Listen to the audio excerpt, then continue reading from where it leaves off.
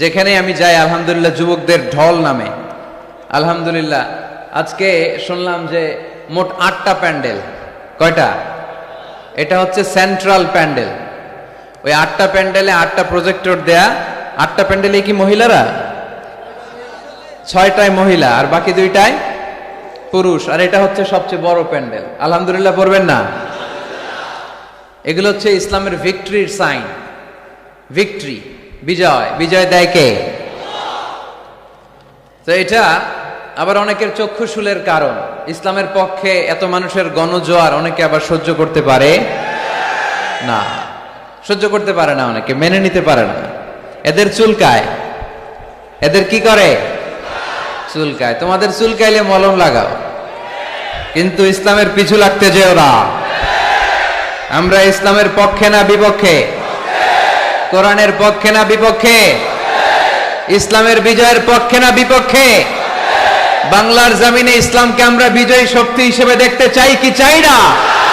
কারা কারা চাই দুহাত তুলে আল্লাহর দেখার।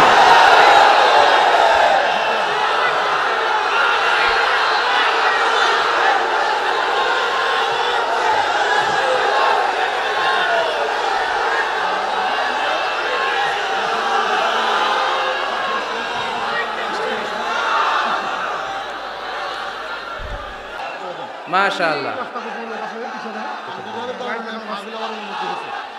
মাশাআল্লাহ। হ্যাঁ দেখেছি। উহিব্বুকা ফিল্লাহ Mizanur Rahman Azhari. We love you Mizanur Rahman Azhari. Taralia Shanti Sangha থেকে আজহারি হুজুরকে আন্তরিক শুভেচ্ছা। আমরা আল্লাহর জন্য আপনাকে ভালোবাসি মিজানুর রহমান আজহারি। অনেক শ্রোতারা, অনেক দিনী ভাইরা প্লে কার্ড নিয়ে দাঁড়িয়েছে, সবারগুলো দেখাও যাচ্ছে না। সবার জন্য দোয়া আর ভালোবাসা। আমরা ভালোবাসা দিয়ে বিশ্ব জয় করব, ঠিক কি না? হেরে যাবে ওদের হিংসার ষড়যন্ত্র, জিতে যাবে আমাদের ভালোবাসা। আমাদের ভালোবাসাকে হারায় দেওয়ার মতো শক্তি পৃথিবীর কারণে চিল্লায় বলো, ঠিক কি না?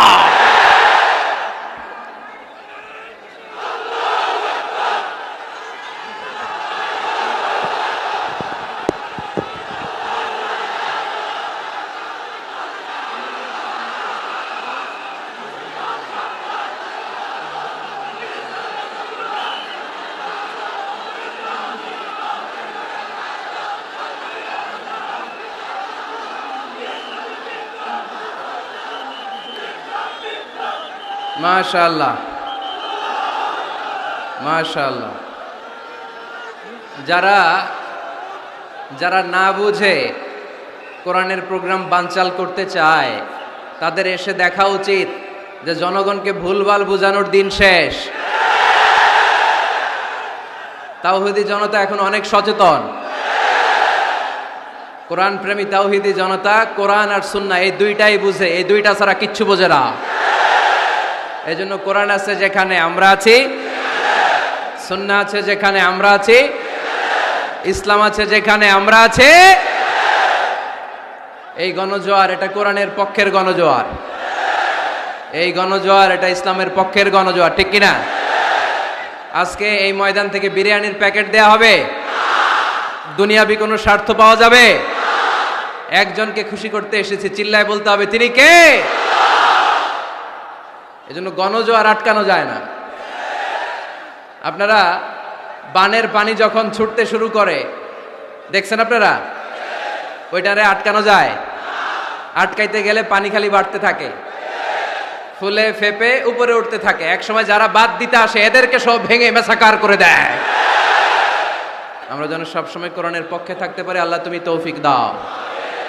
আজকের মাহফিলটাকে আল্লাহ তুমি আমাদের নাজাতের ওসিলা বানাও। আওয়াজ করে উত্তর দেন, সকল প্রশংসার মালিককে, সকল ক্ষমতার উৎসকে। কেউ যেটা পারে না পারে কে? কেউ যেটা দেখে না দেখে কে? কেউ যেটা শোনে না শোনে কে? সে আল্লাহর জন্য আওয়াজ করে আমরা পড়বো আলহামদুলিল্লাহ।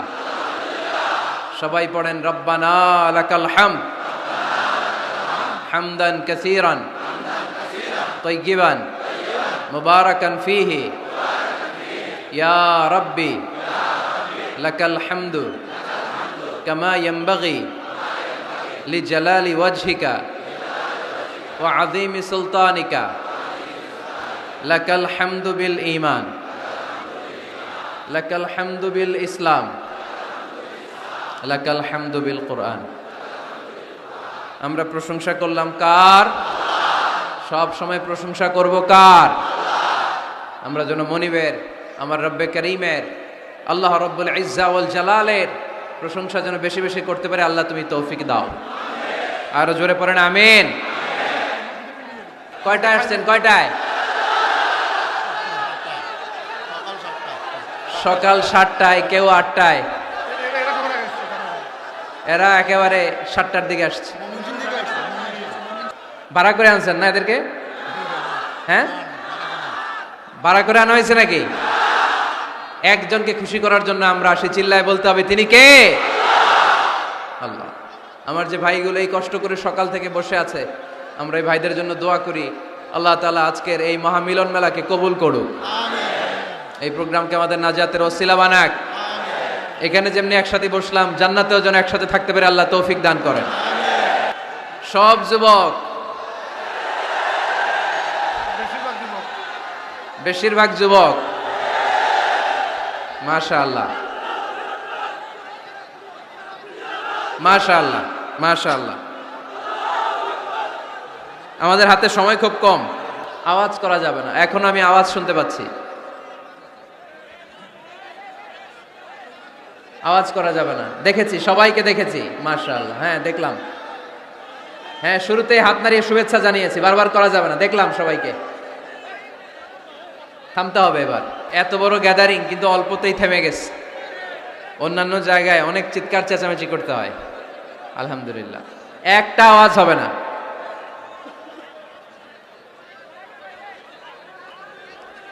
আমি বলেছি একটা আওয়াজ হবে না।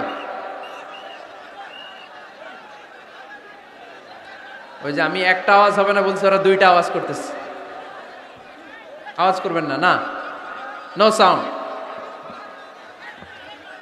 আজকে আমরা সূরাতুল হুজরাত থেকে কথা শুনবো। কোন সূরা থেকে? হুজরাত। সবাই বলেন হুজরাত।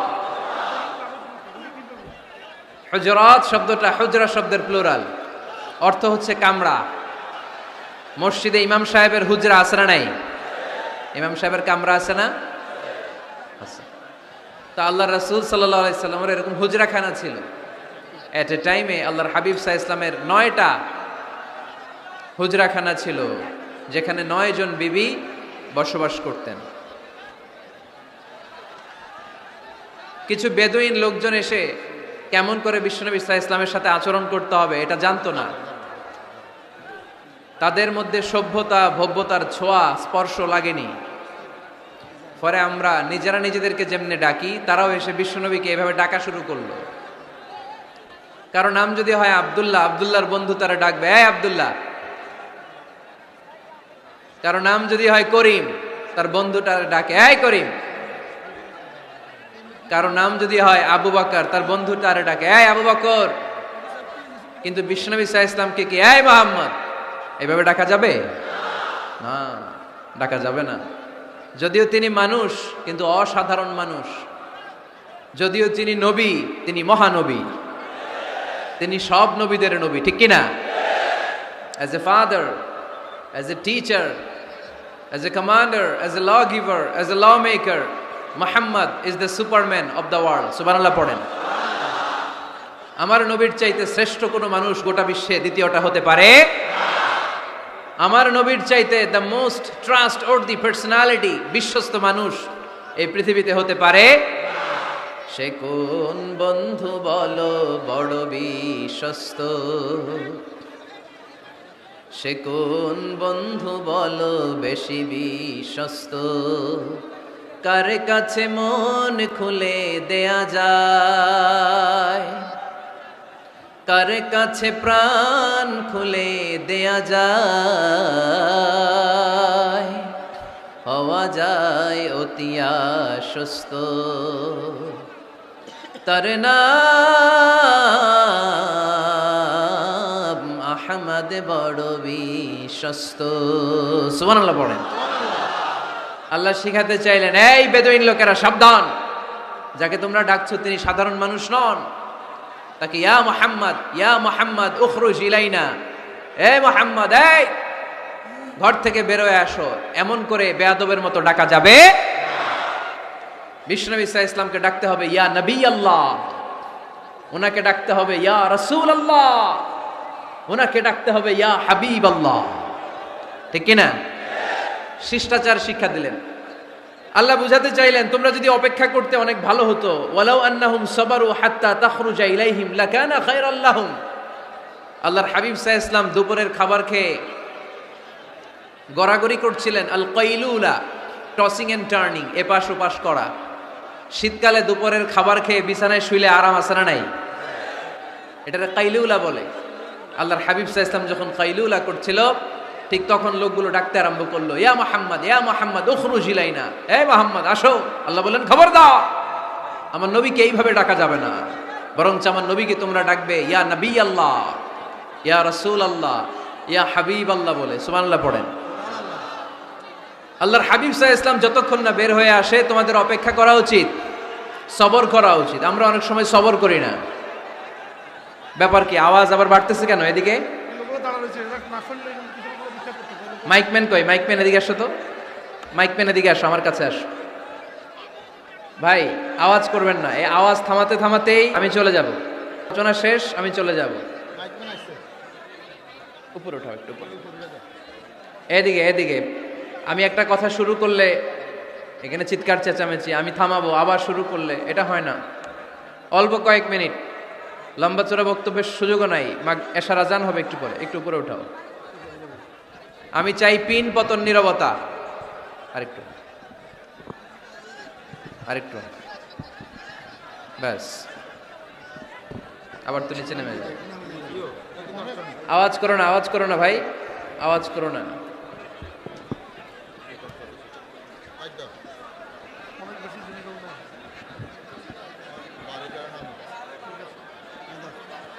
থামতে হবে, থামতে হবে। একজনও কথা বলবে না, একজনও না, নট এ সিঙ্গেল পারসন। হ্যাঁ ঠিক আছে, আবার কথা বলে। এটা ঠিক হয়ে গেছে, হ্যাঁ ঠিক আছে। তাহলে আমরা আমাদেরকে যেইভাবে ডাকি, আল্লাহর হাবিব সাল্লাল্লাহু আলাইহি ওয়াসাল্লামকে ওইভাবে ডাকা যায় না। আল্লাহ বললেন, খবরদার, তোমাদের উচিত ছিল অপেক্ষা করা, যতক্ষণ না আল্লাহর হাবিব সাল্লাল্লাহু আলাইহি ওয়াসাল্লাম বিশ্রাম শেষ করে বাইরে বেরিয়ে আসে। তাই কারো বাসায় গেলে অপেক্ষা করবেন যতক্ষণ না উনি আসে, আর যাওয়ার আগে অ্যাপয়েন্টমেন্ট নিয়ে যাবেন। আজকের প্রথম মেসেজ, কারোর সাথে দেখা করার আগে কি নিয়ে যাবেন? অ্যাপয়েন্টমেন্ট নিয়ে যেতে হবে। অনেকে খালি অস্থিরতা করে, চেয়ারম্যান সাহেবের বাড়িতে গেছে, সিগনেচার লাগবে, যেই অস্থির, আরে বেরোয় না কেন? চেয়ারম্যান সাহেব আসে না কেন? এতক্ষণ ধরে বসে আছে। এরকম বিরক্ত, খালি কমপ্লেইন করে, অভিযোগ করে, এরকম কিছু লোক আছে না নাই?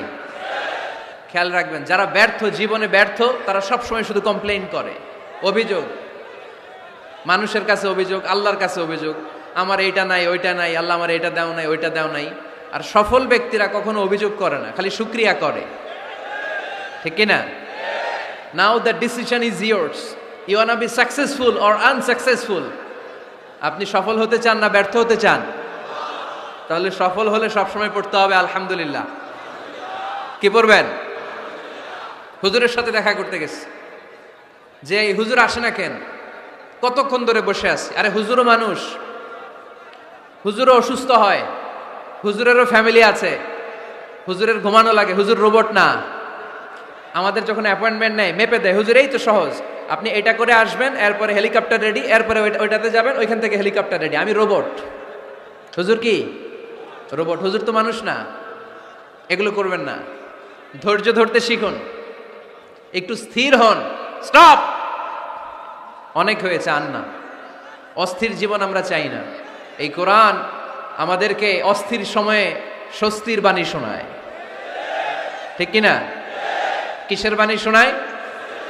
স্বস্তির বাণী। কোন সময়ে? অস্থির সময়ে স্বস্তির বাণী শোনায় কোরআন। ঠিক কিনা? এজন্য আজকের প্রথম মেসেজ হচ্ছে, কারো বাসায় গেলে পারমিশন নিতে হবে। দরজার সামনে যেয়ে আগে সালাম দিবেন 3 বার। কয়বার? অনুমতি চাইবেন, অনুমতি দিলে ঢুকবেন, অনুমতি না দিলে বের হয়ে চলে আসবেন। পারা যাবে? এজন্য রব্বুল আলামিন বলেন, ইয়া আইয়ুহাল্লাযীনা আমানু লা তাদখুলু বুয়ুতান গায়রা বুয়ুতিকুম হাত্তা তাস্তানিসু ওয়া তুসাল্লিমু আলা আহলিহা যালিকুম খায়রুল লাকুম লাআল্লাকুম তাযাক্কারুন। সুবহানাল্লাহ পড়েন। আল্লাহ ডেকে বললেন, ও ঈমানদারেরা শোনো শোনো, তোমরা যখন অন্য কারো বাড়িতে যাবে খবরদার অনুমতি না নিয়ে সালাম না দিয়ে ঘরে ঢুকে যেও না। দরজার সামনে দাঁড়িয়ে থাকো, দরজার সামনে দাঁড়িয়ে দাঁড়িয়ে 3 বার অনুমতি চাও, তারপরে সালাম দাও। অনুমতি দিলে ঢুকবা, নচেত চলে যাবা। ঠিক কিনা? এই আইনটা কার? কারো বাসায় যাওয়ার আগে অ্যাপয়েন্টমেন্ট নিয়ে যাব, আর যে হুট করে দরজার ভিতরে ঢুকে যাব না, অপেক্ষা করব। You have to wait. তিনি আসতে বললে এরপরে ঢুকবো। মনে থাকবে? কারো ঘরে অনুমতি না নিয়ে ঢুকা কবিরা গুনাহ। কি গুনাহ? আমরা এগুলোর ইসলাম মনে করি না, আমরা ম্যানার জানি না, আমরা সোশ্যাল নর্মস জানি না। আমরা মনে করি নামাজ, রোজা, হজ, যাকাত, জিকির এগুলাই ইসলাম। ঠিক কিনা? ধরাবাঁধা ইসলাম হিন্দু ধর্মের মতো গদবাঁধা কোনো ধর্ম নয়। আমাদের মসজিদ এটা গির্জা, প্যাগোডা, সিনাগোগ আর গুরুদুয়ারার মতো যে কোনো ইবাদতগাহ নয়। আমাদের মসজিদগুলো আমাদের সামাজিক ঐক্যের কেন্দ্রবিন্দু। আমাদের ইসলাম হচ্ছে আমাদের জীবন চালানোর মেথোডোলজি। কেমন করে এই লাইফটা সুন্দর হবে, স্মুথ হবে, তার সব নির্দেশনা কোরআনের ভেতরে আছে না নাই? এজন্য বিশ্বনবী বললেন, খবরদার কারো ঘরে যাওয়ার আগে সালাম দাও, পাশাপাশি অনুমতি চাও। এক সাহাবী দাঁড়িয়ে বললেন, ইয়া রাসূলুল্লাহ, ইয়া হাবিবাল্লাহ, আমার ঘরে আমরা কেবল 2 জন থাকি, 2টা ঘর। এক ঘরে থাকে আমার আম্মা, আরেক ঘরে থাকে আমি। আফাস্তাযিনু আলা উম্মি, আমি কি আমার মায়ের ঘরে ঢোকার আগে অনুমতি নেওয়া লাগবে নাকি? নবী, হে, 2টা রুম আমার ঘরে, এক রুমে আমি, আরেক রুমে আমার মা। আফাস্তাযিনু আলা উম্মি, আমার মায়ের ঘরে যাওয়ার আগে অনুমতি নেওয়া লাগবে? আনা খাদিমুহা, আমি তো তার খেদমত করি, মায়ের ঘরে যাইতে অনুমতি লাগবে? বিশ্বনবী বললেন, নাআম ইস্তাযিন আলাইহা, হ্যাঁ অবশ্যই মায়ের ঘরে ঢোকার আগে অনুমতি নিয়ে ঢুকবা। সুবহানাল্লাহ পড়বেন না? সাহাবী বললেন, ইয়া রাসূলুল্লাহ, তিনি তো আমার মা, অনুমতি লাগবে কেন? বিশ্বনবী বললেন, আতুহিব্বু আন তারাহা উরিয়ানাতান, ও সাহাবী, তুমি কি তোমার মাকে উলঙ্গ দেখতে পছন্দ করো নাকি? সাহাবী বললেন, না, কশিন কালেও নয়, আমি কখনো আমার মারে উলঙ্গ অবস্থায় দেখতে পছন্দ করব না। বিশ্বনবী বললেন, তাহলে অবশ্যই অনুমতি নিয়ে ঢুকবা। যদি মারে উলঙ্গ দেখতে মনে না চায় তাহলে ঢুকবা, কারণ ঘরের ভিতরে কে কখন কোন পরিস্থিতিতে থাকে তার কোনো হিসাব আছে। এজন্য সালাম দিবেন, নক করবেন, অনুমতি চাইবেন, তখন নিজেকে নিজে ভিতরে যারা আছে, মহিলা হোক পুরুষ হোক, সামলে নিবে, গুছিয়ে নিবে, তারপরে আপনাকে ঢুকার ব্যবস্থা করে দিবে। ঠিক কিনা? তাহলে মায়ের ঘরে ঢুকতে হলে যদি অনুমতি লাগে, তাহলে বোনের ঘরে ঢোকার আগে অনুমতির দরকার আছে না নাই? আমার পাশের ঘর হচ্ছে আমার ভাইয়ের ঘর, ভাইয়ের ঘরে ঢোকার আগে অনুমতির দরকার আছে না নাই? কাজিন, চাচাতো বোন, খালাতো বোন, চাচাতো ভাই, খালাতো ভাই, পাশের ঘরের ভাবি, পাশের বাড়ির মানুষ, এদের ঘরে ঢোকার আগে অনুমতির প্রয়োজন আছে না নাই? খবরদার, খবরদার, এটা কবিরা গুনাহ। This is my first message to the people of Feni tonight. আজ রাতে ফেনীবাসীদের কাছে আমার প্রথম মেসেজ হচ্ছে, কারো ঘরে যাওয়ার আগে অ্যাপয়েন্টমেন্ট নিয়ে যাব। কখন তার সাথে দেখা করব, আগে অ্যাপয়েন্টমেন্ট নিয়ে যাব, তারপরে যে দরজার বাইরে দাঁড়িয়ে পারমিশন চাইবো, মানে অনুমতি নিব, তারপরে সালাম দিব, এরপরে ঘরে ঢুকবো। পারা যাবে?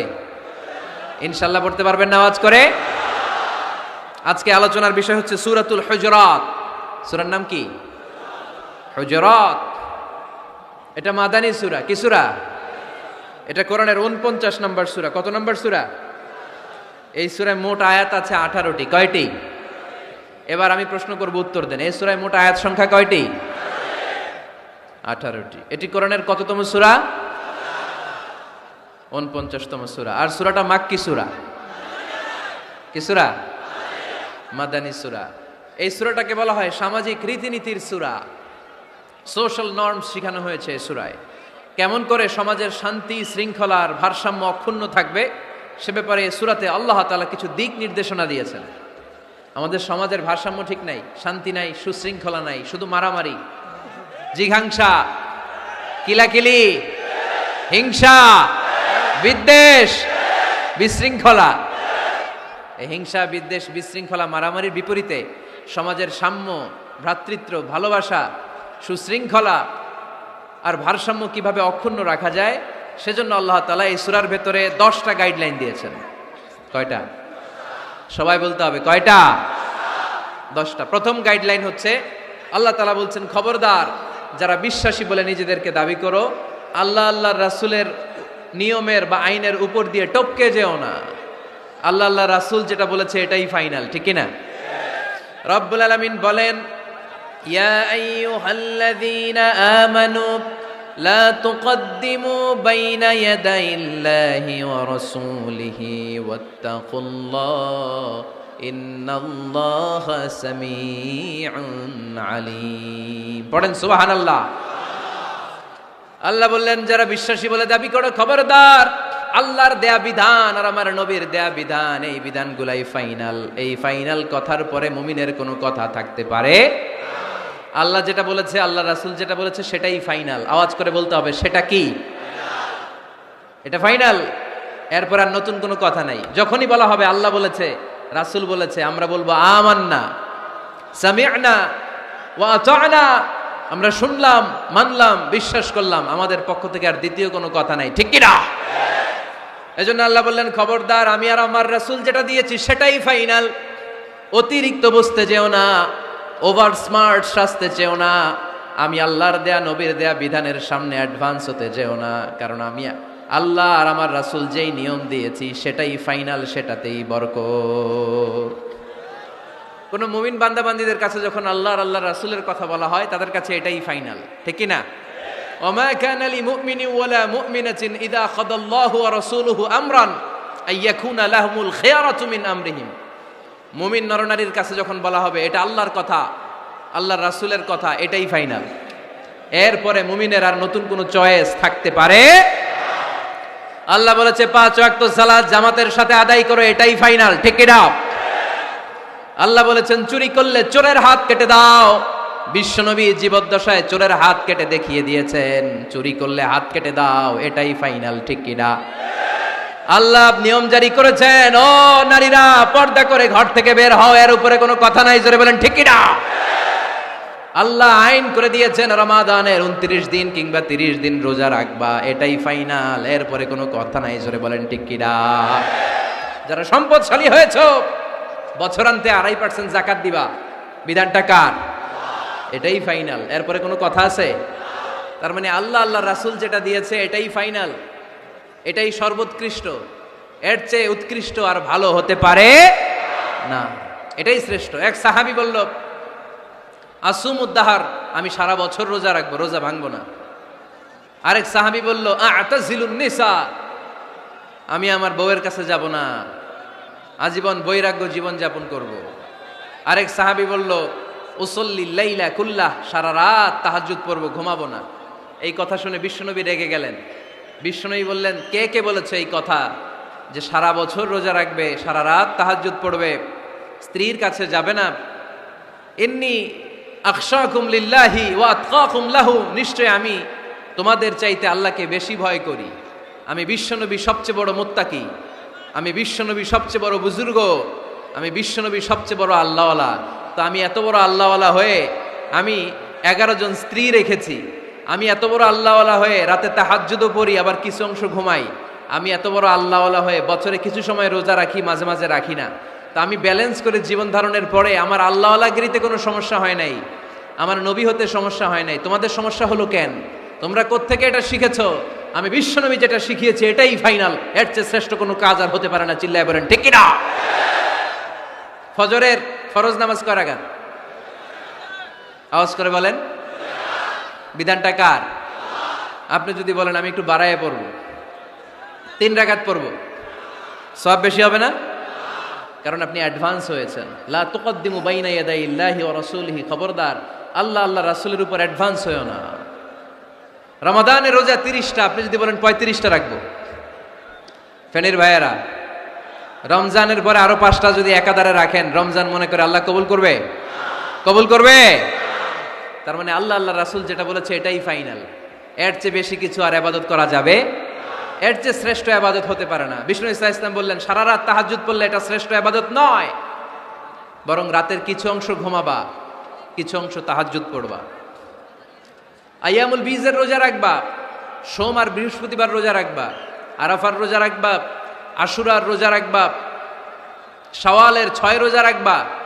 এর চেয়েও বেশি রাখতে চাইলে একদিন রোজা রাখবা, আরেকদিন রাখবা না, একদিন রাখবা, আরেকদিন রাখবা না। এর চেয়ে ভালো রোজার হতে পারে? হতে পারে না। আল্লাহর হাবিব সাল্লাল্লাহু আলাইহি ওয়াসাল্লাম বললেন, সেই শ্রেষ্ঠ যে স্ত্রীদের সাথেও মেলামেশা করে আবার ইবাদতও করে। ইসলামের মধ্যে ভারসাম্য আছে না নাই? তাহলে বোঝা গেল আল্লাহর হাবিব সাল্লাল্লাহু আলাইহি ওয়াসাল্লাম আল্লাহর সবচেয়ে কাছের, তিনি সবচেয়ে বড় মুত্তাকি। সে আওয়াজ করে বলেন তো, আমার নবীর চাইতে বড় মুত্তাকি হওয়া যাবে? আমার নবীর চাইতে বড় আল্লাহওয়ালা হওয়া যাবে? নামাজ কেমন করে পড়তে হয় এটা নবী শিখায় গিয়েছেন, এর চেয়ে বেশি কিছু করা যাবে? জিকির কেমন করে করতে হয় এটা বিশ্বনবী শিখিয়ে গিয়েছেন কি জান নাই? বিশ্বনবীর শিখানো পন্থার বাইরে নতুন পন্থায় জিকির করা যাবে? তাহলে আল্লাহ এবং আল্লাহ রাসূল যা শিখিয়েছে এটাই ফাইনাল। আল্লাহ আল্লাহ রাসূলের কথার উপরে আমরা দ্বিতীয় কোনো কথা বলতে চাই না। এটা হচ্ছে 1 নাম্বার গাইডলাইন। সমাজে যদি শান্তি আনতে চান এই গাইডলাইন মানতে হবে। বিশ্বাসীদের জন্য 2 নাম্বার গাইডলাইন হচ্ছে লা তারফাউ আসওয়াতাকুম ফাওকা সাউতিন নবী। খবরদার ওহে বিশ্বাসীরা, নবীর কণ্ঠের চাইতে যেন তোমাদের কণ্ঠ উঁচু হয়ে না যায়। আপনারা কথা শুনতেছেন? মনোযোগ আছে না গেছে? বনু তামিম গোত্রের নেতা কে হবে? আল্লাহর হাবিব সাল্লাল্লাহু আলাইহি ওয়াসাল্লাম পরামর্শ করছিলেন। সাইয়েদনা আবু বকর বললেন, আমার মতামত হচ্ছে এই লোকটা নেতা হলে ভালো হয়, যোগ্য লোক। ওমরে ফারুক বললেন, না, উনি না। আবু বকর যেটা বলেছে ওইটা না, আমার মনে হয় এই লোকটা নেতা হলে ভালো হয়। আবু বকর বললেন, না ওমর তুমি বুঝো না, আমি যারা বলছি সে ভালো। ওমরে ফারুক বলে, না আবু বকর, আমি যাকে বলেছি সে ভালো। এরকম মতামত দিতে দিতে, তর্ক করতে করতে বিশ্বনবীর গলার চাইতে সাহাবীদের গলার আওয়াজ বড় হয়ে গিয়েছে। আল্লাহ এটা আরশের উপর থেকে বরদাস্ত করে নাই। আল্লাহ বলেছেন, খবরদার, লা তারফাউ আসওয়াতাকুম ফাওকা সাউতিন নবী। নবীর কণ্ঠের চাইতে তোমাদের কণ্ঠ যেন উঁচু হয়ে না যায়। আমার নবীকে আমি তোমাদের বন্ধু বানিয়েছি, তোমাদের কাছে রেখেছি, তার মানে এই নয় যা মন চায় তাই নবীর সাথে আচরণ করবা, ঠিক কিনা? কখনো যেন নবীর কণ্ঠের চাইতে কণ্ঠ উঁচু হয়ে না যায়। যদি নবীর গলার আওয়াজের চাইতে তোমাদের গলার আওয়াজ উঁচু হয়ে যায়, তোমাদের জীবনের সব নেক আমলগুলোকে আমি বাতিল করে দেব। আল্লাহ ধমক দিয়ে বললেন, খবরদার, ইয়া আইয়ুহাল্লাযীনা আমানু লা তারফাউ আসওয়াতাকুম ফাওকা সাউতিন নবী ولا تجهروا له بالقول كجهر بعضكم لبعض أن تحبط أعمالكم وأنتم لا تشعرون পড়েন সুবহানাল্লাহ। আল্লাহ বললেন, খবরদার, আমার নবীর কণ্ঠের চাইতে যেন তোমাদের কণ্ঠ উঁচু হয়ে না যায়। আমার হাবিবের কণ্ঠের চাইতে তোমাদের কণ্ঠ যদি উঁচু হয়ে যায়, বেয়াদবি হয়ে যাবে, ফলে তোমাদের সব নেক আমল বাতিল করে দিবে কে? এই আয়াত নাজিল হওয়ার পরে সাহাবারা কেউ বিশ্বনবীর সামনে এসে বড় গলায় কথা বলে না, আস্তে আস্তে বলে। কেমনে বলে? ওমরে ফারুক এই আয়াত শুনে এত ভয় পেলেন, তিনি বিশ্বনবীর কাছে কোনো কথা নিয়ে আসলে ফিস ফিস করে বলতেন। বিশ্বনবী শুনতে পেতেন না, বলতেন, এই ওমর কি বলছো, বুঝি নাই, জোরে বলো। ওমরে ফারুক সাউন্ড বাড়িয়ে জোরে বলতেন। বিশ্বনবী বলতেন, এই কি বলেছো, এদিকে আসো, জোরে বলো। আমি শুনতে পাচ্ছি না, ওমর আরো জোরে বলো। ওমরে ফারুক আবার একটু সাউন্ড বাড়িয়ে আবার বলতে আরম্ভ করতেন। বিশ্বনবী বলতেন, আমি শুনতে পাচ্ছি না, জোরে বলো। সুবহানাল্লাহ পড়েন। ভয়ে আন তাহবাতা আমালুকুম ওয়া আনতুম লা তাশউরুন। খবরদার, নবীর কণ্ঠের চাইতে যদি কণ্ঠ উঁচু হয়ে যায়, সব নেক আমল বাতিল করে দিবে কে? আপনারা যারা হজ উমরা করেছেন, হজ আর উমরা করতে পেরেছেন কারা কারা দেখি? মাশাআল্লাহ। যারা করতে পারি নাই আমরা, আমাদেরকেও যেন আল্লাহ তাআলা তৌফিক দান করে, আমরা পড়ি আমিন। আমরা যেন কাবার চারপাশে তাওয়াফ করতে পারি, সাফা মারওয়ায় যেন সাই করতে পারি, আল্লাহর হাবিব সাল্লাল্লাহু আলাইহি ওয়াসাল্লামের কবরের সামনে দাঁড়িয়ে যেন আমরা সালাতু সালাম পাঠ করতে পারি। আওয়াজ করে পড়তে হবে আমিন। বিশ্বনবী সাল্লাল্লাহু আলাইহি ওয়াসাল্লামের কবরের উপরে এই আয়াতটা লেখা, যে আয়াত নিয়ে আমি এখন আপনাদের সামনে আলোচনা করছি। লা তারফাউ আসওয়াতাকুম ফাওকা সাউতিন নবী। দেখছেন না হাজী সাহেবরা, দেখে আসছেন না? আপনি যখন মসজিদে নববীতে নামাজ পড়বেন, আল্লাহর হাবিব সাল্লাল্লাহু আলাইহি ইসলামের কবর জিয়ারতের জন্য যখন রওনা হবেন, সর্বপ্রথম বাম দিকে পড়বে রাউদাতুম মিন রিয়াদিল জান্নাহ। এই জায়গাটা হলো দুনিয়ার বুকে জান্নাতের বাগান সমূহ থেকে একটা বাগান। আপনি হাঁটতে থাকবেন, হাঁটতে হাঁটতে রাউজাতুম মিন রিয়াদিল জান্নাহ পার হওয়ার পরে বাম দিকে পড়বে বিশ্বনবীর কবর। বিশ্বনবীর কবরের সামনে দাঁড়িয়ে কোনো উম্মত সহ্য করতে পারে নাকি? ধৈর্য ধারণ করতে পারে নাকি? আজীবন যেই নবীর কথা শুনলাম, আজীবন যেই নবীর হাদিস চর্চা করলাম, আজীবন যেই নবীর ভালোবাসা হৃদয়ের মধ্যে ধারণ করলাম, ওই নবী নাকি এই জায়গায় শোয়া, ওই নবী নাকি এখানে শুয়ে আছে, এটা কল্পনা করলে কোনো উম্মত ধৈর্য ধারণ করতে পারে? কলিজাটা ছিঁড়ে খান খান হয়ে যায়, চিৎকার দিয়ে নবীরে ডাক দিতে মনে চায়। কিন্তু আল্লাহ বলেছেন খবরদার, কবরের উপরে এই আয়াতটা লেখা, লা তারফাউ আসওয়াতাকুম ফাওকা সাউতিন নবী, খবরদার এটা নবীর দরবার, এখানে বড় গলায় চিৎকার চেঁচামেচি করে কোনো আওয়াজ করা যায় না। চিল্লায় বলেন ঠিক কি না? এজন্য আল্লাহ বললেন লা তারফাউ আসওয়াতাকুম ফাওকা সাউতিন নবী, খবরদার নবীর কণ্ঠের চাইতে যেন কণ্ঠ উঁচু হয়ে না যায়। এই আয়াতের হুকুম আল্লাহর হাবিব সাল্লাল্লাহু আলাইহি ইসলামের জীবদ্দশা অবস্থায় যেমন ছিল, ঠিক এখনো এটারে বলবৎ রেখেছে কে? তাই ওইখানে আল্লাহর হাবিব সাল্লাল্লাহু আলাইহি ইসলামের কবরের সামনে বুক ফেটে কান্না আসে, আমার নবী, আমার পেয়ারা নবী এখানে, পেয়ারা রাসূল শুয়ে আছে, এটা জেনেও আমি চিৎকার দিতে পারি না, আমি হই হুল্লোড় করতে পারি না, আমি লাফাতে পারি না, আমি শুধু চোখের পানি ছেড়ে আমার নবীরে সালাম পাঠাতে পারি। ঠিক কিনা? এই আয়াতের হুকুম শুধু নবীর ক্ষেত্রেই প্রযোজ্য নয়, আব্বা আম্মার ক্ষেত্রেও প্রযোজ্য। আব্বা আম্মার সামনে দাঁড়িয়ে বড় গলায় কথা বলা যাবে?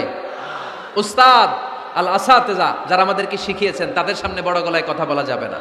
আধ্যাত্মিক গুরু, ইসলামী আন্দোলনের নেতা, ধর্মীয় নেতা, ওনাদের সামনেও চোখ রাঙিয়ে কথা বলা যাবে না। চিল্লায় বলেন ঠিক কি না? লা তারফাউ আসওয়াতাকুম ফাওকা সাউতিন নবী। আদব নাই সমাজে, আদব নাই, এজন্য এত মহা সমস্যা। তাহলে প্রথম মেসেজ হচ্ছে আল্লাহ আল্লাহর হাবিব যা বলেছেন ওইটাই ফাইনাল, ওইটার উপরে কোনো কথা আছে? দ্বিতীয় মেসেজ হচ্ছে নবীর দরবারে দাঁড়িয়ে বড় গলায় কথা বলা যাবে। 3 নম্বরে আল্লাহ বললেন ইয়া আইয়ুহাল্লাযীনা আমানু ইন জাআকুম ফাসিকুম বিনাবাইন ফাতাবায়ানু, ও বিশ্বাসীরা, ও ঈমানদার বান্দারা, তোমাদের সামনে যদি কোনো পাপাচারী, কোনো ফাসেক যদি কোনো খবর নিয়ে আসে, খবরটা বিশ্বাস করার আগে যাচাই করে নিও। ফাতাবায়ানু ইয়ানি ফাতাসাব্বাতু আন সিহহাতিল খবর, খবরটা সহিহ কিনা যাচাই করার দরকার আছে না নাই?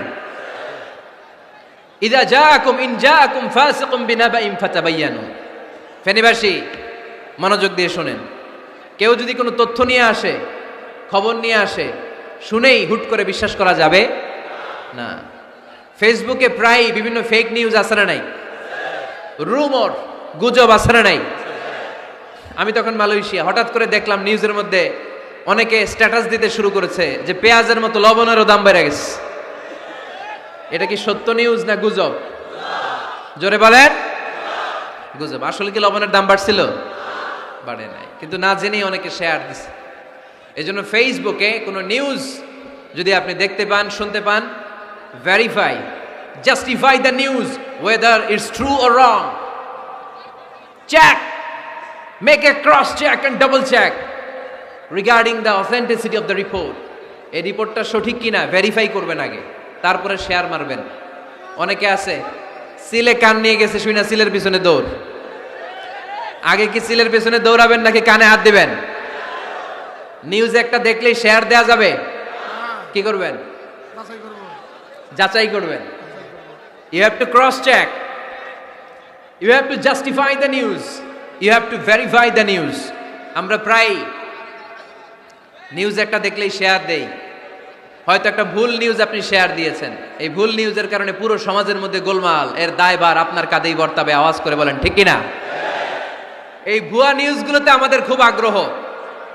ফেসবুক নিজের মন মতো ব্যবহার করা যাবে না। প্রায় ফেসবুকে অনেক রুমর পাবেন, গুজব, অনেক স্ক্যান্ডাল, অমুক নেতার গোপন ভিডিও ফাঁস। তো অমুক নেতার গোপন ভিডিও ফাঁস, তোর কি হয়েছে? তোর সমস্যা কি?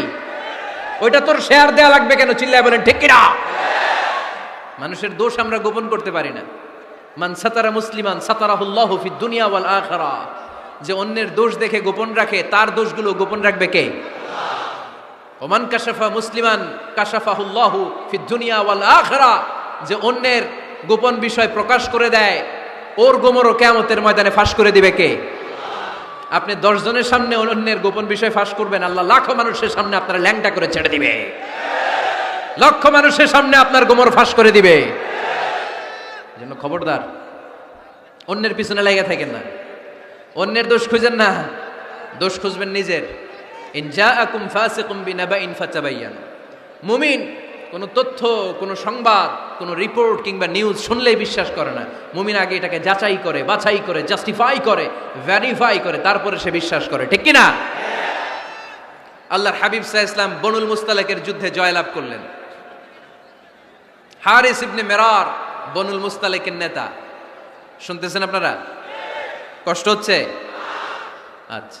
হারিস ইবনে মিরার বললেন, ইয়া রাসূলুল্লাহ, আমরা ইসলাম ধর্ম গ্রহণ করলাম, কি কি নিয়ম মানতে হবে? আল্লাহর হাবিব সাল্লাল্লাহু আলাইহি ওয়াসাল্লাম বললেন, সালাত পড়বে, যাকাত দিবে। উনি বললেন, তাহলে যাকাত নেন। আল্লাহর হাবিব বললেন, না, এই তো মাত্র কালিমা পড়ে মুসলমান হলে হালানিল হাউল, 1 বছর অতিক্রান্ত হওয়ার পরে যাকাত দিবে। আল্লাহর হাবিব সাল্লাল্লাহু আলাইহি ওয়াসাল্লাম মদিনায় ফিরে আসলেন। 1 বছর পর আল ওয়ালিদ ইবনে উকবাহ রাদিয়াল্লাহু তাআলা আনহুকে পাঠালেন, যাও বনুল মুস্তালিকের 1 বছর পূর্ণ হয়েছে, যাকাতের সম্পদ নিয়ে আস। এইদিকে হারিস ইবনে মিরার যাকাতের সম্পদ নিয়ে, সৈন্যবাহিনী নিয়ে, নবীর দূত আসবে যাকাত কালেকশনের জন্য, ওনার জন্য মেহমানদারিতে কোনো ঘাটতি না হয়, ওয়েল রিসিপশন দেওয়ার জন্য এলাকা থেকে বের হয়ে মরুভূমির সামনে দলবল নিয়ে দাঁড়িয়ে।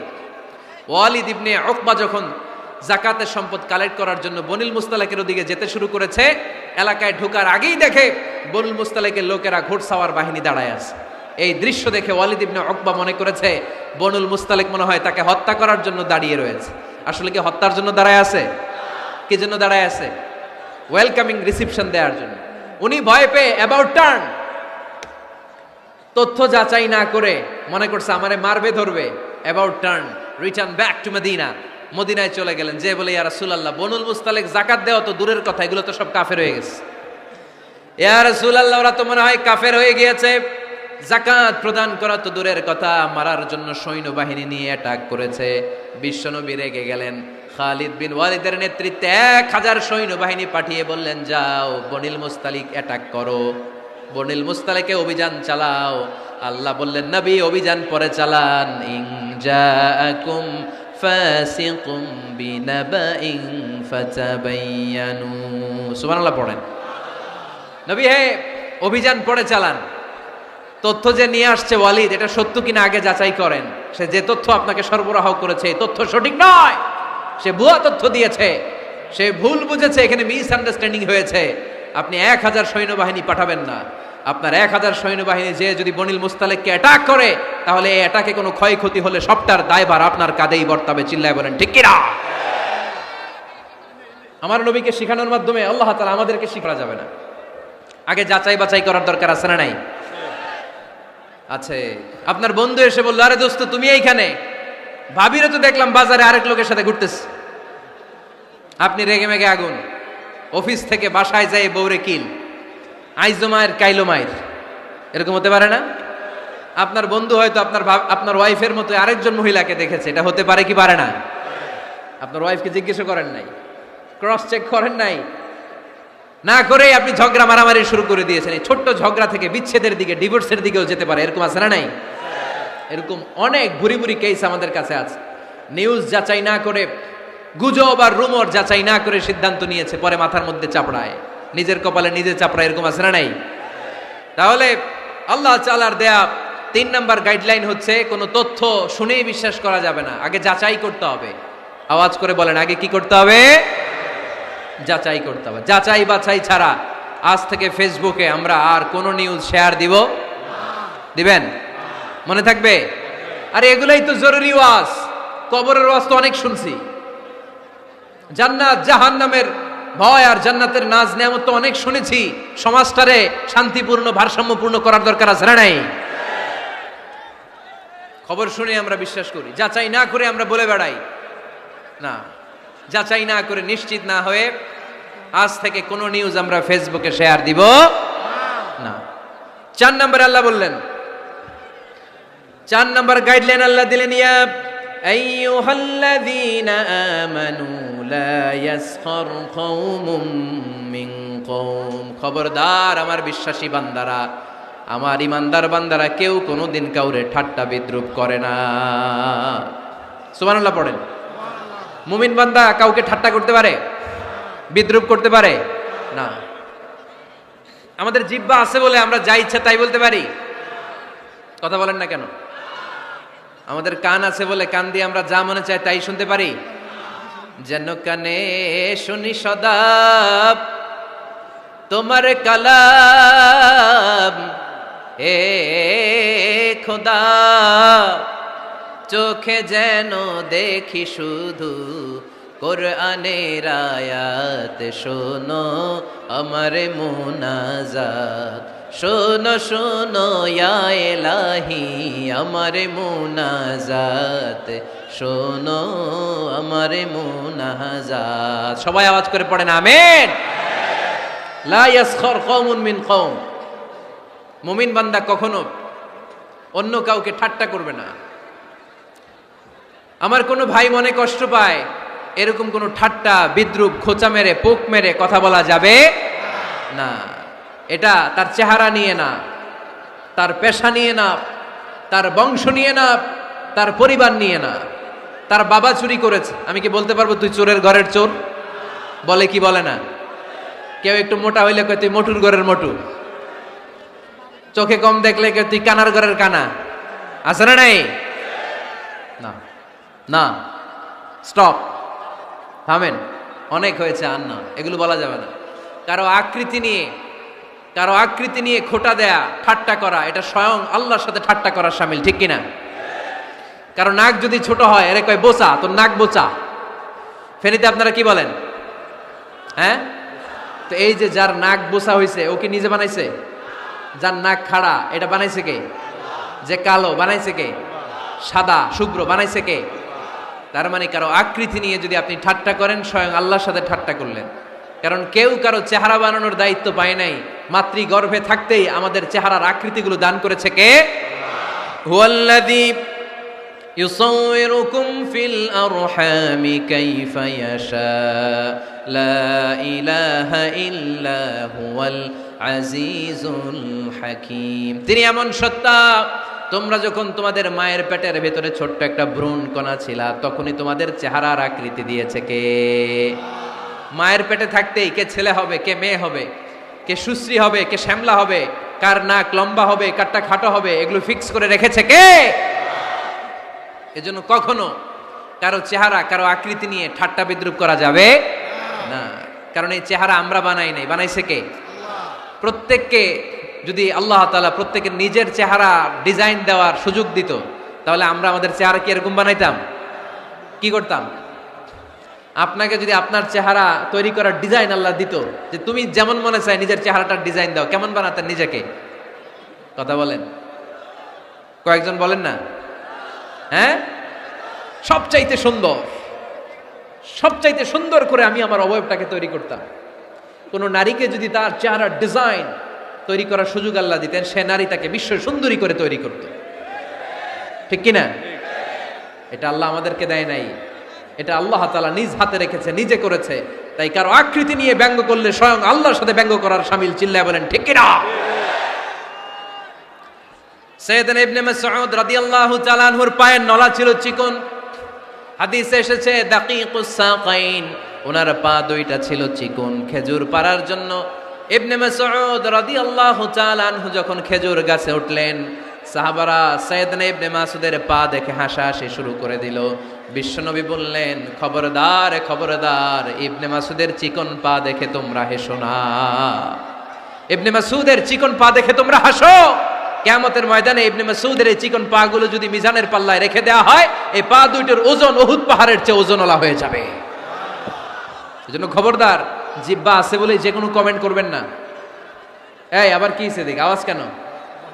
হ্যাঁ, আর কি দেখবেন? এখনই তো বিদায় নেব আমি, চুপ করেন না, এবার থামেন।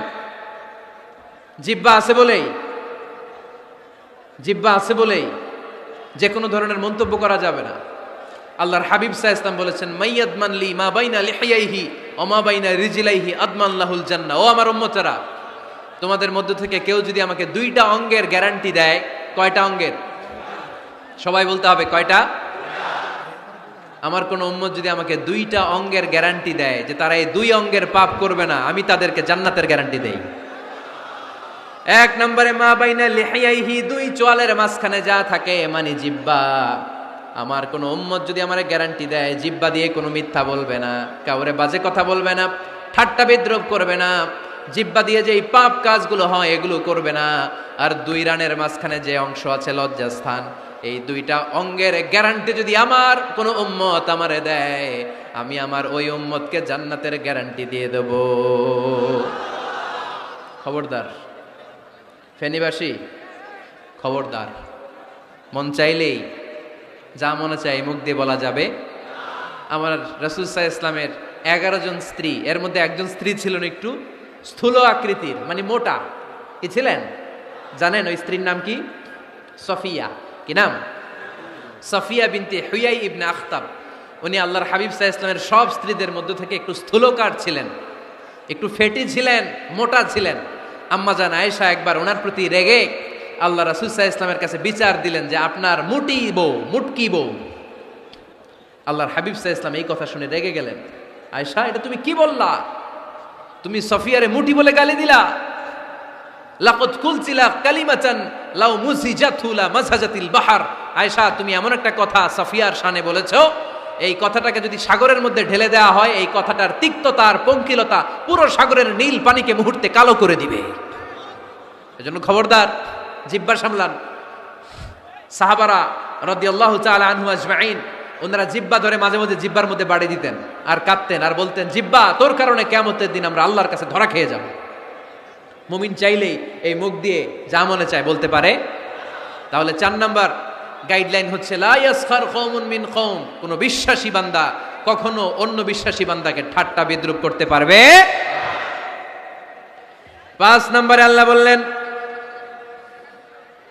ওয়ালা তালমিজু আনফুসাকুম, খবরদার অন্যের দোষ খুঁজবা না। ও আমার বিশ্বাসী বান্দারা, নিজের দোষ খোঁজো, অন্যের দোষ খোঁজো না। দেখেন, সমাজটারে শান্তিপূর্ণ বানানোর জন্য আল্লাহর পক্ষ থেকে কি সুন্দর মোরাল এন্ড এথিক্যাল ইনস্ট্রাকশনস, কি চমৎকার গাইডলাইন। অন্যকে ঠাট্টা করো না। ওয়ালা তালমিজু আনফুসাকুম, নেভার ডিফেম ইচ আদার, একে অপরের দোষ খোঁজো না, নিজের দোষ খোঁজো। কার দোষ খুঁজবেন? আরো জোরে বলতে হবে, কার দোষ খুঁজবেন? অন্যের দোষ খোঁজা যাবে? কিছু লোক আছে দেখবেন সারা দিন চায়ের দোকানে বসে, এই বাড়িতে এই সমস্যা, ওই বাড়িতে এই সমস্যা, ওই বাড়িতে এই সমস্যা, তোর বাড়িতে কি সমস্যা? কিছু লোক আছে এই হুজুরের এইটা খারাপ, এই হুজুরের ওইটা ভালো না, এইটা খারাপ, এইটা সমস্যা, এটা সমস্যা, তোর কি সমস্যা? তোর সমস্যা তুই খুঁজে বের কর, নিজের সমস্যা খুঁজে বের কর। যে নিজে নিজের সমালোচনা করতে পারে সেই সর্বাপেক্ষা বুদ্ধিমান। এজন্য খবরদার আমার কলিজার টুকরা যুবক ভাইয়েরা, কখনো কাউকে ব্যঙ্গ করে, বিদ্রূপ করে, ছোট করে কোনো মন্তব্য করা যাবে না। কখনো অন্যের দোষ খোঁজা যাবে না। দোষ আমরা খুঁজবো, নিজের দোষ, ঠিক কিনা? দোষ আমরা খুঁজবো, কার দোষ? চিল্লায় বলতে হবে, কার দোষ? নিজের দোষ খুঁজতে হবে। যারা নিচু মনের মানুষ, এরা মানুষের দোষ নিয়ে কথা বলে। Small people talk about people, average people talk about things and stories, and great people talk about ideas. যারা নিচু মনের মানুষ, এরা মানুষের দোষ নিয়ে কথা বলে। যারা মাঝারি ধরনের মানুষ, এরা এলাকার ঘটনা বিভিন্ন বিষয় নিয়ে কথা বলে। আর যারা বড় মনের মানুষ, এরা আইডিয়া নিয়ে কথা বলে। তারা তাদের আইডিয়াকে কাজে লাগিয়ে সমাজটারে পাল্টে দিতে চায়। যুগ জামানা পাল্টে দিতে চাই না অনেকজন, এক মানুষই আনতে পারে জাতির জাগরণ। এক মানুষই বিপদকালে বাঁচায় কাফেলায়, ক্ষুদ্র ডিঙ্গি বাঁচায় জাহাজ অসীম দরিয়ায়। এজন্য নিজেকে শুধরাতে হবে। ওয়ালা তালমিজু আনফুসাকুম, অন্যের দোষ খোঁজো না, নিজের দোষ খোঁজো। তাহলে ফেনীবাসীরা, এই হোক আমাদের স্লোগান, আমরা নিজেদের দোষ খুঁজবো বেশি, অন্য কারো দোষ কখনো খুঁজবো না। আপনি নিজে ঠিক হয়ে যান, দুনিয়া এমনি ঠিক হয়ে যাবে। নিজে ঠিক তো দুনিয়া ঠিক, নিজেকে শুধরান। অন্যের দোষ দেখে তো আমার লাভ নাই, ও কি করছে এটা ও জবাব দিবে, আমি কি করেছি আল্লাহর সুপ্রিম কোর্টের কাঠগড়ায় সেদিন আমাকে জবাব দিতে হবে। চিল্লায় বলো ঠিক কিনা? এজন্য অন্যের দোষ যেন আমরা না খুঁজি, নিজেকে যেন পরিবর্তন করি। পরিবর্তন করতে রাজি আছি তো সবাই? পরিবর্তনের অগ্রনায়ক হতে রাজি আছি তো সবাই? সিদ্ধান্ত নিতে হবে, শক্ত সিদ্ধান্ত। দাঁড়াতে হবে, সৈনিকের মতো দাঁড়াতে হবে, ঠিক কিনা? আধারে ভয় পেও না, আলো আছে আড়ালে, অন্ধকার পালিয়ে যাবে তুমি উঠে দাঁড়ালে। নিজেকে দাঁড়াতে হবে, নিজের সাথে নিজের শক্ত বোঝাপড়া করতে হবে। অন্যের দোষ খোঁজার সময় আমাদের নাই। চিল্লায় বলো ঠিক কিনা? দোষ খোঁজা যাবে না, নিজের দোষ নিজের আমরা খুঁজবো। বসেন বসেন। কি ঢুকছে এখানে? হ্যাঁ, কারেন্টের শক করছে। সাপ, সাপ আওয়াজ শুনতে আসে।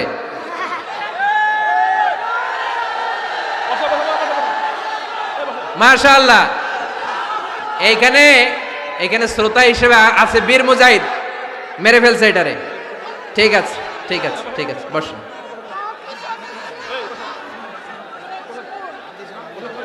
এখনো কথা বাকি, বসেন। একটা আওয়াজ হবে না, একটা আওয়াজ হবে না। আবার আওয়াজ হয় এখানে। তাহলে ফেনীর ভাইয়েরা অন্যের দোষ খুঁজবে না, নিজের দোষ খোঁজা যাবে? যাবে যাবে? ক্লান্ত হয়ে গেছেন? কষ্ট হচ্ছে? তারপরে 7 নম্বরে আল্লাহ বললেন ওয়ালা তানাবাজু বিল আলকাব, ওয়ালা তানাবাজু বিল আলকাব। এই ছেলেরাই, আমি এখনই উঠে যাব, বিদায় নিচ্ছি, বসো। বসেন ভাই, বসেন। এগুলো অনেক জরুরি কথা, মনোযোগ দিয়ে শুনেন। ওয়ালা তানাবাজু বিল আলকাব, মানুষকে মন্দ নামে ডেকো না। অনেকের নাম চেঞ্জ করে ডাকি, আছে না নাই? না, আমার কলিজার টুকরা ফেনীর ভাইয়েরা, আজ থেকে কখনো কারো নাম চেঞ্জ করে আমরা ডাকবো না। যে নামে তাকে ডাকলে সে খুশি, আমরা ওই নামে ডাকবো, পারবো তো? কারণ প্রত্যেকের নামটা প্রত্যেকের কাছে বড্ড দামি, প্রত্যেকের নামটা প্রত্যেকের কাছে বড্ড প্রিয়। আপনার নাম কি? লিটন ভাই, মাউল হক লিটন ভাই। আপনার কাছে মনে হইতে পারে আরে লিটন একটা নাম হইলো, তো কত আছে আমাদের এলাকায়। না, এলাকায় অনেক আছে ঠিক, কিন্তু লিটন ভাইয়ের কাছে লিটন নামটা খুব আদরের, যত্নের, ঠিক কিনা? আমার নাম কি? আমার নাম মিজান। আরে মিজান একটা নাম হইলো নাকি? কত নাম আছে মিজান, এলাকার সিপাই পয়রাস। এটা ঠিক, অনেক নাম আছে মিজান নামে, কিন্তু যেহেতু এটা আমার নাম, আমার কাছে এই নামটা বড় দরদের, বড় যত্নের, বড় আদরের। কারণ এই নামটা আমার পরিচয় বহন করে। ভাইয়ের নাম কি? স্বপন। স্বপন ভাই এলাকায় অনেক আছে না? তো সিম্পল একটা নাম, কিন্তু না, স্বপন মিয়াজি ভাইয়ের কাছে এটা সিম্পল না, এই নামটা ওনার কাছে বড় যত্নের। মানুষ তার নাম খুব পছন্দ করে, নিজের নামের। কারণ দেখবেন কাগজ আর কলম পাইলে সবাই নিজের নাম লেখে, খালি নিজের নামের সিগনেচার দেয়, আছে না নাই? এরপরে দেখবেন যে কক্সবাজারে গেলে সাগরের তীরে বালু পাইলেই বালুর মধ্যে নিজের নাম লেখে, আবার ওই নামের পাশ দিয়ে লাভও আঁকে, আছে না নাই? আমি অনেক দেখেছি, সাগর পারে গেলেই মানুষের মন উথাল পাতাল করে। তো সাগরের বালিতে নিজের নামটা বড় করে লেখে, চারদিক দিয়ে লাভ, মানে এই নামটারে আমি লাভ করি। এটা প্রমাণ করে প্রত্যেকে নিজের নামটারে বড্ড বেশি ভালোবাসে, ঠিক কিনা? এজন্য ফেনীর সোনার টুকরারা, খবরদার বন্ধুরা, নিজেরা যেন একে অপরকে এমন নামে না ডাকি যে নাম শুনলে সে কষ্ট পায়। আজ থেকে কোনো বাজে নামে কাউরে ডাকা যাবে? আব্বা আম্মা আদর করে কত সুন্দর নাম রেখেছে, আবু বাকার, ওরে সবাই ডাকে বকইরা, কপাল পোড়া। আব্বা আম্মা নাম রেখেছে আবু ওয়াক্কাস, ওরে ডাকে আক্কাইচা। কত সুন্দর নাম আমার আল্লাহর নামের সাথে মিলিয়ে, আব্দুল কুদ্দুস নাম রেখেছে, ওরে ডাকে কুদ্দুচ্চা, আছে না নাই? কবিরা গুনাহ করেছেন আপনি, কবিরা গুনাহ। It's not a simple deal, এটা সাধারণ কোনো ব্যাপার না, এগুলো সবগুলা কবিরা গুনাহ। কোনোদিন কাউকে ঠাট্টা বিদ্রুপ করে কিছু বলবো না, কখনো অন্যের দোষ খুঁজবো না, কারো নাম বিকৃত করে কোনোদিন কারো মনে কষ্ট দিব না, ঠিক কি না? এরপরে 8 নম্বরে আল্লাহ বললেন ইয়া আইয়ুহাল্লাযীনা আমানু ইজতানিবু কাসীরাম মিনায-যন্নি ইন্না বা'দায-যন্নি ইসম। অবিশ্বাসীরা খবরদার, অনুমান আন্দাজ নির্ভর কোনো কথা বলবে না, যেটা বলবে নিশ্চিত হয়ে বলবে। কার কথা? অনুমান নির্ভর কোনো কথা, আন্দাজ নির্ভর কোনো কথা কোনো মুমিন বলতে পারে? আমার কথা বোঝা যায়? হ্যাঁ, ফেনীবাসী কথা বোঝা যায়? ফেনী না হেনি? হ্যাঁ, আর বাড়ি হেনি, আইসাই রেনি রেনি। আপনারা কি ডাকেন, ফেনী না হেনি? ফেনী। মাশাআল্লাহ মাশাআল্লাহ, খুব সচেতন ফেনীবাসী। দেখছেন দেখছেন, আপনাদের জেলা নিয়ে কিছু বললে খারাপ লাগে না? লাগে। তো নোয়াখালী করে গালি দিয়েন না, চিটাঙ্গরে গালি দিয়েন না, কুমিল্লাবাসীদেরকে গালি দিয়েন না। আমার 64 জেলায় সুজলা সুফলা শস্য শ্যামলা, ঠিক কিনা? 64 জেলা নিয়ে আমার এই বাংলাদেশ। প্রত্যেক জেলায় আমাদের সৌন্দর্য আছে না নাই? এক এক জেলার ভাষার সাথে আরেক জেলার ভাষার কোনো মিল। সিলেটে ছিল আমার গতকাল মাহফিল, তা আমি জিজ্ঞেস করছি, ভাই সাহেব খিতা খররা, আপনারা বালা আসেননি? তো মহা খুশি, কারণ ওদের ভাষায় কথা বলেছি, ওরা ওদের ভাষাটারে বড্ড ভালোবাসে। আমরা প্রত্যেকে আমাদের প্রত্যেকের জেলাটারে বড্ড পছন্দ করি, ঠিক কিনা? ইজতানিবু কাসীরাম মিনায-যন, আন্দাজ অনুমান নির্ভর কথা মুমিন কখনো বলতে পারে? এজন্য আল্লাহর হাবিব বললেন, ইয়াকুম ওয়ায-যন ফাইন্নায-যন্না কাযাবুল হাদিস। খবরদার, তোমাদের উচিত আন্দাজ অনুমান নির্ভর কথা থেকে বেঁচে থাকা, কেননা অনুমান করে কথা বললে পাপ হয়। অনুমান করে কথা বললে কি হয়? আজকে থেকে আমার ফেনীর সোনার টুকরারা, অনুমান করে আন্দাজে কোনো কথা বলবো আমরা? বলবো না। ধারণা করে কিছু বলবো না, আর ধারণা করলেও ভালো ধারণা করব। কি ধারণা? রাস্তা দুইটা, একটা পজিটিভ আর একটা নেগেটিভ। মুমিন পজিটিভ ধারণা করে, মুমিন কখনো নেগেটিভ ধারণা করে না। তাহলে কোন দিকে যাব, পজিটিভ না নেগেটিভ? আওয়াজ করে, পজিটিভ না নেগেটিভ? যারা মুনাফিক এরা ইয়াত্তাবিউনা ইল্লা যন ওয়া ইন্না যন্না লা ইউগনি মিনাল হাক্কি শাইআ। যারা মুনাফিক এরা আন্দাজ অনুমান নির্ভর মানুষের ব্যাপারে কথা বলে, আর আন্দাজ অনুমান কখনো সত্যের বিকল্প হতে পারে না। আন্দাজ অনুমান কখনো সত্যের বিকল্প হতে পারে? এজন্য দৃষ্টিভঙ্গি বদলান, জীবনকে বদলায় দিবে কে? আমরা কখনো কোনো নেগেটিভ কথা বলবো না, অলওয়েজ পজিটিভ। অলওয়েজ কি? এই যে আমার হাতে কি দেখা যায়? পানির বোতল, তাই না? এখানে অর্ধেক পানি ভরাস। কাউকে যদি প্রশ্ন করি, ভাই কি দেখতে পাচ্ছেন? একদল বলবে এখানে অর্ধেক বোতল খালি দেখা যায়। উত্তরটা সঠিক, আসলে বোতলের অর্ধেক খালি। আবার এদিকে আরেকজনকে বললাম, ভাই এখানে কি দেখা যায়? বলবে, হুজুর বোতলের অর্ধেক পানি ভরা। এটাও সঠিক উত্তর। প্রথমটা ছিল নেগেটিভ উত্তর, দ্বিতীয়টা পজিটিভ উত্তর, ঠিক কিনা? যারা সবসময় নেগেটিভ চিন্তা করে এরা খালি জায়গাটা দেখছে যে পানি নাই, আর যারা সবসময় পজিটিভ চিন্তা করে এরা পানি যে ভর্তি অর্ধেক ওইটা দেখছে। আমরা নেগেটিভের দিকে যাব না, মুসলমান থাকবে সব সময় always positive. Come back positive, not go back negative. চিল্লায় বলতে হবে, ঠিক কিনা?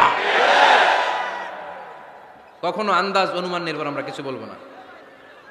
9 নাম্বার, একেবারে শেষের দিকে চলে আসছে। 9 নাম্বার, আল্লাহ বললেন, খবরদার, ওয়ালা তাজাসসু, গোয়েন্দাগিরি করো না। গোয়েন্দাগিরি করা হারাম। গভর্নমেন্ট যে গোয়েন্দা বিভাগ রেখেছে এটা না, এটা দেশের আইন শৃঙ্খলা বজায় রাখার জন্য এটা জরুরি। আল্লাহর হাবিব সাল্লাল্লাহু আলাইহি ওয়াসাল্লামেরও নিজস্ব গোয়েন্দা ছিল, কিন্তু আমরা যে নিজেরা গোয়েন্দাগিরি করি এটারে হারাম ঘোষণা করেছে কে? অনেকে আছে দেখবেন জানলা একটা খোলা থাকলে উকি মারে। আলহামদুলিল্লাহ ফেনীতে এগুলা নাই।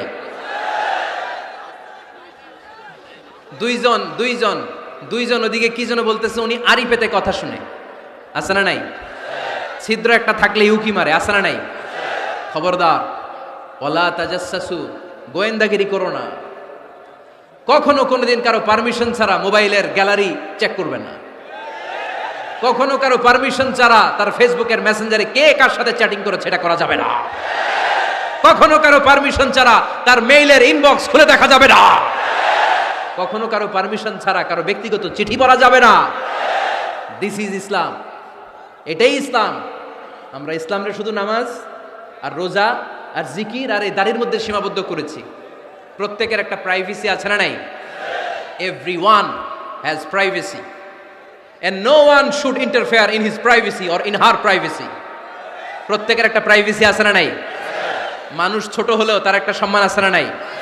এজন্য ছোট্ট বাচ্চাদেরকে কখনো প্যান্ট খুলতে বলবেন না।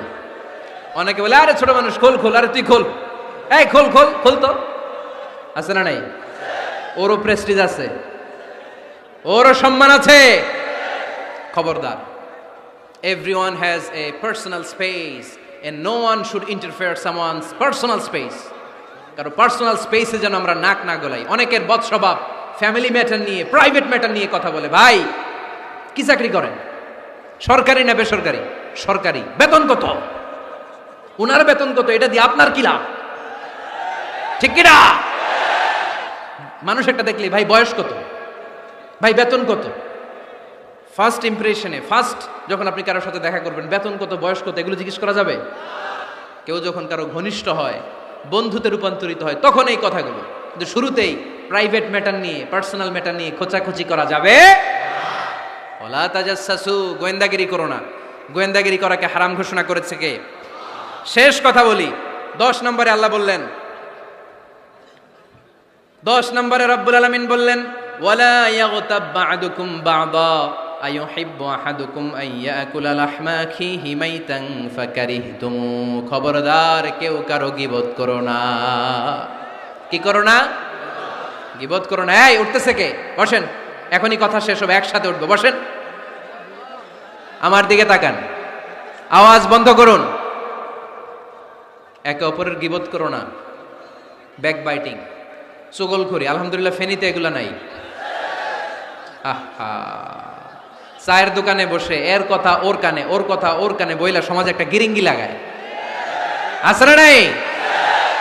আল্লাহর হাবিব বললেন, আতাদরুনা মাল গীবা, গীবত কারে বলে জানো নাকি?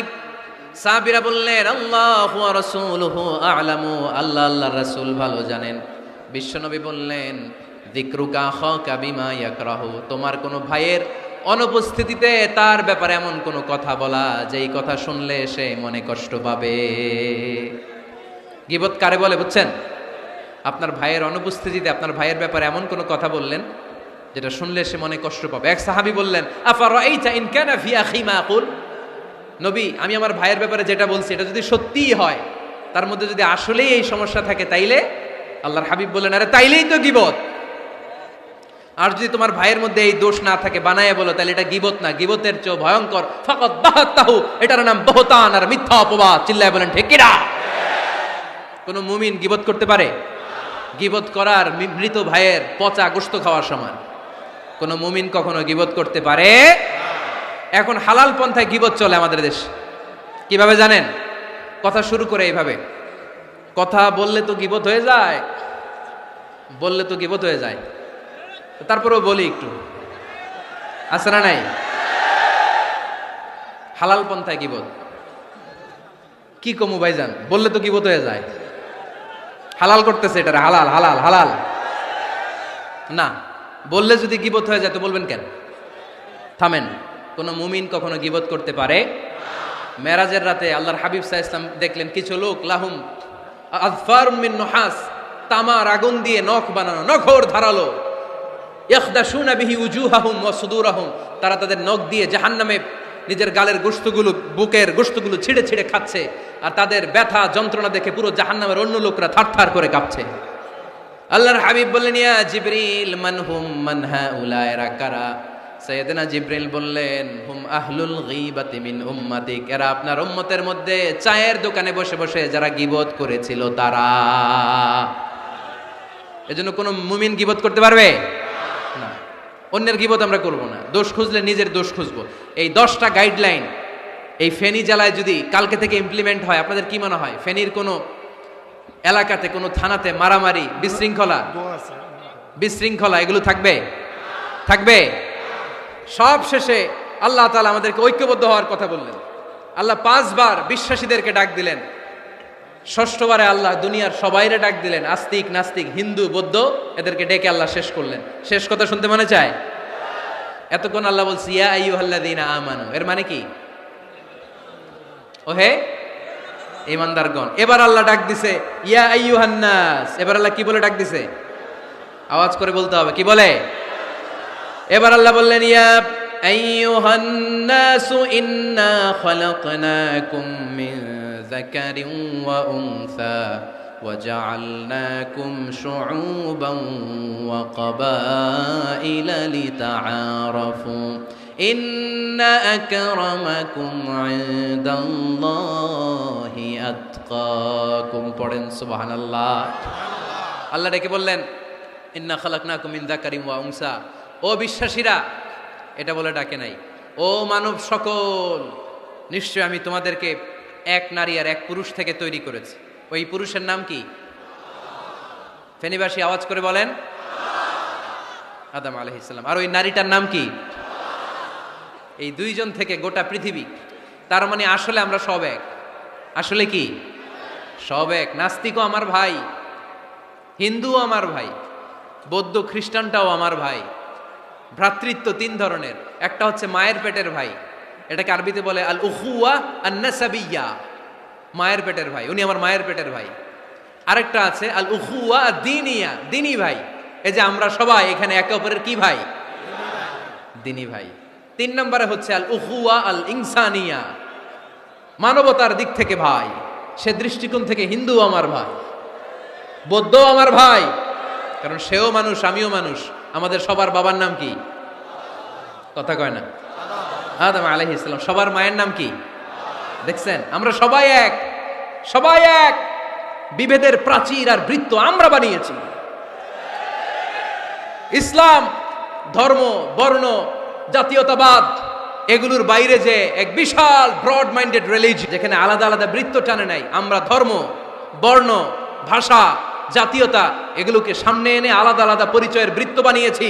আমরা বানিয়েছি শ্বেতাঙ্গ আর কৃষ্ণাঙ্গের পার্থক্য। আমরা করেছি আরব অনারবের বিভাজন। আমরা করেছি ব্রাহ্মণ আর শূদ্রের জাত প্রথা। ইসলামে কোনো জাত প্রথা নাই, শ্বেতাঙ্গ কৃষ্ণাঙ্গের পার্থক্য নাই, প্রেসিডেন্ট কুলিওয়ালা ঠেলাওয়ালার কোনো পার্থক্য আল্লাহর সামনে নাই। চিল্লায় বলো ঠিক কিনা? যার প্রমাণ, প্রেসিডেন্ট যখন নামাজে দাঁড়ায় তার পাশে রিকশাওয়ালাও নামাজে দাঁড়ায়, তার পাশে শিক্ষকও নামাজে দাঁড়ায়, তার পাশে ব্যবসায়ী ভাই নামাজে দাঁড়ায়, তার পাশে ছোট্ট ছেলেটাও নামাজে দাঁড়ায়। আল্লাহর সামনে গোটা সব বিশ্বের মানুষগুলোরে এক কাতারে দাঁড় করিয়ে দিয়েছে কে? কোনো পার্থক্য নাই। এই পার্থক্য, বিভেদের প্রাচীর আমরা ভেঙেছি। এই বিভেদের প্রাচীরকে ভেঙে গুড়িয়ে দিতে হবে। আমরা মানুষকে মানুষ হিসেবে কনসিডার করি না। দেখলেই বলি কোন দল করেন, দেখলেই বলি কোন পীরের মুরিদ, দেখলেই বলি কোন দল করেন। না না, সবার আগে পরিচয় হচ্ছে আমরা সবাই মানুষ। বাবার নাম আদম, মায়ের নাম হাওয়া। আর আমাদের মধ্যে সবচেয়ে বড় পরিচয় হচ্ছে আমরা মুসলিম।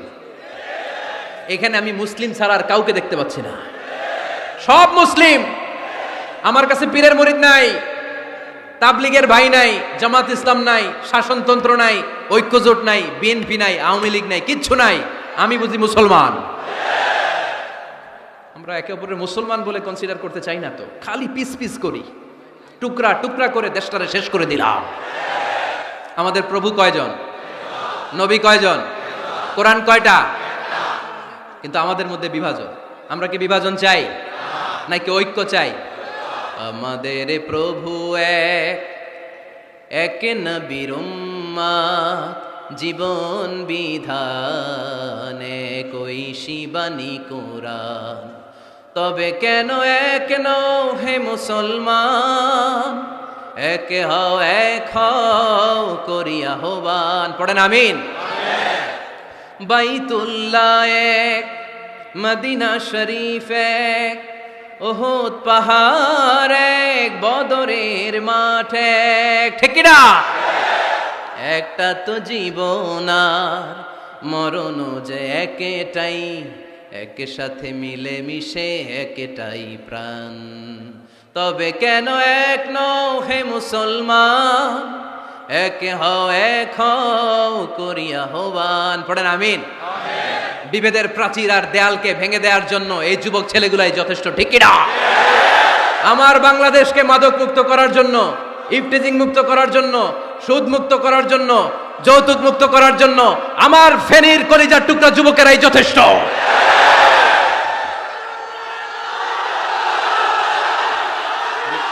নারী আছে এখানে পিছনে, হাজার হাজার নারী, একজন হিন্দু মুসলমানের উপর অনেক নারী আছে, হাজার হাজার পিছনে, সবাই আছে।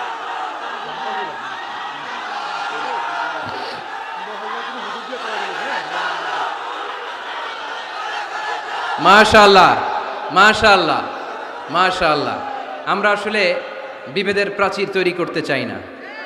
ঐক্যের কথা শুনলে আমরা আমাদের সবচেয়ে বড় পরিচয় মুসলিম, এটা শুনলেই আপনাদের মধ্যে যে উচ্ছ্বাস আর উদ্দীপনা, এটাই প্রমাণ করে ভেদাভেদ কখনো জনগণ চায় না। মুসলিম তৌহিদি জনতার হৃদয়ের ভেতরে ভেদাভেদ নাই, হিংসা নাই, বিদ্বেষ নাই। আমাদের আসল পুঁজি ভালোবাসা। আমাদের আসল পুঁজি কি? এই ভালোবাসা দিয়ে আমরা বিশ্ব জয় করতে চাই, ঠিক কি না? পারা যাবে মুসলমান? আর যে 10টা গাইডলাইন, 10টা মেসেজ আজকে শেয়ার করলাম, এগুলো মানা যাবে তো? অনেক বোনেরা এসেছে, আমার বোনেরা, আমি তো দেখতে পাচ্ছি একেবারে ওই রাস্তা পর্যন্ত, এইদিকে অনেক পেছন পর্যন্ত, এদিকে অনেক ভাইরা, বিশাল জনসমুদ্রের আজকের এই আয়োজন। স্কুল মাঠ পুরোটাতে মহিলারা বসেছে। নারীদের জন্য একটাই কথা, 5 ওয়াক্ত সালাত জামাতের সাথে পড়বেন, রমাদানের রোজা রাখবেন, নিজের লজ্জাস্থানের হেফাজত করবেন, স্বামীর আনুগত্য করবেন। এই 4টা কাজ কোনো নারী করলে ওই নারীর জন্য 8টা জান্নাতের দরজা খুলে দিবে কে? আমাদের বোনগুলোকে আল্লাহ তুমি কবুল করো। আমার কলিজার টুকরা ফেনীর যুবক ছেলেদেরকে আল্লাহ তুমি সাইয়েদনা ওমরে ফারুকের মতো কবুল করো, সাইয়েদনা হামজার মতো তুমি কবুল করো, খাব্বাব খুবাইবের মতো ইসলামের বীর সেনানী হিসেবে কবুল করে নাও।